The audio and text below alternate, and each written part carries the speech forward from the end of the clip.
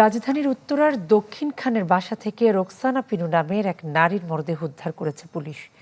পরিবারের দাবি, খোয়া গেছে স্বর্ণালংকারও। পুলিশের প্রাথমিক ধারণা, চুরি করতে এসে শ্বাসরোধ করে হত্যা করা হয় তাকে।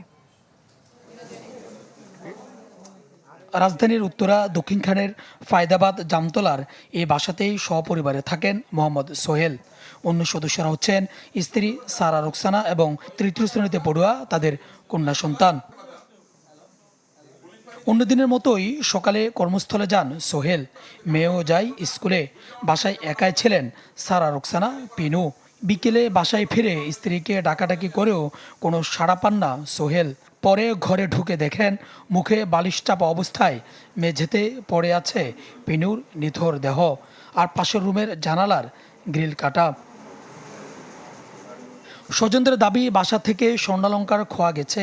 তাদের ধারণা, চুরি করতে বাধা দেওয়ায় শ্বাসরোধ করে হত্যা করা হয় পিনুকে।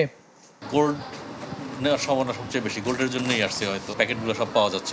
এখনো আমরা খুঁজতে পারি নাই। এসে দেখি আমার মায়ের মুখের উপরে একটা বালিশ দেওয়া। বালিশটা খুলে তার নিঃশ্বাস আর হাত পা চেক করি, তার নিঃশ্বাস তার কোনো নিঃশ্বাস আসতেছিল না।